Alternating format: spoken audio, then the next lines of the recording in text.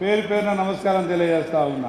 అదేవిధంగా మా గోర్ భాయో బియాన్ సేన్ రామ్ రామ్ ముఖ్యంగా గత 10 సంవత్సరాలు ఈ తెలంగాణ రాష్ట్రంలో తెలంగాణ సెంటిమెంట్తోని వారు చేసింది దోపిడైతే మనం చేసేది అభివృద్ధి, వారు చేసింది దౌర్జన్యాలు, అదేవిధంగా పోలీస్ జులుమైతే మనం ఈరోజు తెలంగాణ రాష్ట్రంలో స్వేచ్ఛ అభివృద్ధి వైపు, అదేవిధంగా వారు రాష్ట్రాన్ని మరి విధ్వంసం చేస్తే మన ప్రభుత్వం రేవంత్ రెడ్డి గారి పాలనలో వికాసం వైపు ముందు అడుగులు వేస్తూ ఉంది।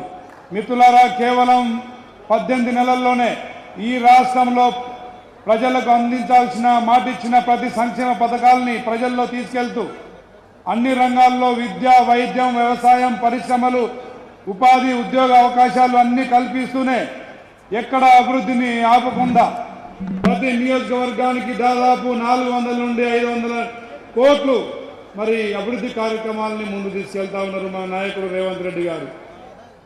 అదేవిధంగా మిత్రులారా, ప్రజలకు, మహిళలకు, విద్యార్థులకు, వ్యవసాయ రైతు కూలీలకు, రైతు సోదరులకు, అదేవిధంగా ఉద్యోగస్తులకు అందరికీ భద్రత కల్పించే విధంగా, మనోధైర్యాన్ని కల్పించే విధంగా ఈ రాష్ట్రంలో పాలన ముందు సాగుతూ ఉంది। మిత్రులారా, ఈ రాష్ట్రంలో ఇన్ని అభివృద్ధి కార్యక్రమాలు మన ప్రభుత్వం, మన నాయకుడు రేవంత్ రెడ్డి గారు ముందు తీసుకెళ్తుంటే కడుపు మంట పెట్టి, కడుపులో మంట పుట్టి మరి ప్రతిపక్షాలు గగ్గోలు చేస్తూ ఉన్నాయి। వారి ఉనికి కోల్పోతామని ఆల్రెడీ వాళ్ళు ఉనికి కోల్పోయినరు, ఇంకా ఉనికి కాపాడుకోవాలని చెప్పేసి మన నాయకుడి మీద, మన ప్రభుత్వం మీద అవాకులు చివాకులు పేలుతూ ఉన్నారు। ఏదేమైనా 10 సంవత్సరాల్లో 10.5 లక్షల కోట్ల అప్పు చేసిన దుర్మార్గుల్ని మరి ఫామ్ హౌస్కే పరిమితం చేసిరు। ఆనాడు పార్టీ స్థాపించిన రోజు, ఉద్యమ సమయంలో ఉద్యమ పార్టీగా ఆవిర్భవించిన రోజు వారికి చందాలు, ప్రజల చందాలతో పార్టీ పెట్టుకున్నారు।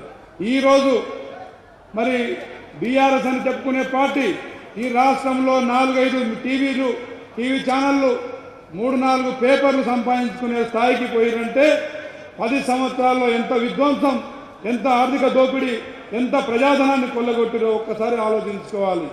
ఈనాడు దేశంలో ధనికమైన పార్టీలు ఏవంటే అక్కడ కేంద్రంలో బీజేపీ, ఇక్కడ బీఆర్ఎస్ పార్టీలు।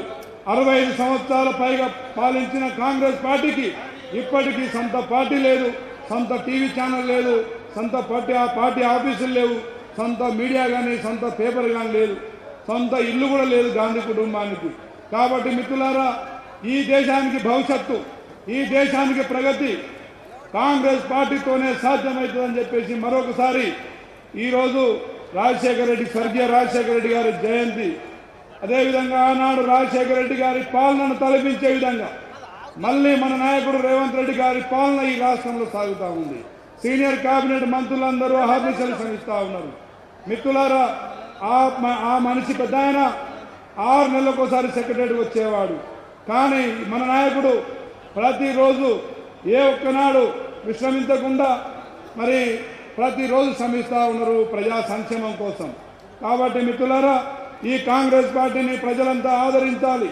ఈ రాష్ట్రంలో కానీ దేశంలో కానీ పేద, బడుగు, బలహీన వర్గాలు, అణగారిన కులాలు, గిరిజన, దళిత, మైనార్టీ సోదరులు అందరూ సుభిక్షంగా, సంతోషంగా ఉండాలంటే కాంగ్రెస్ పార్టీతో మాత్రమే సాధ్యమవుతుందని తెలియజేస్తూ ఇచ్చిన ఈ అవకాశానికి మీ అందరికీ ధన్యవాదాలు తెలియజేస్తూ జై కాంగ్రెస్, జై బాపు, జై భీమ్, జై సంవిధాన్, జై కాంగ్రెస్, రేవంత్ రెడ్డి గారి నాయకత్వం।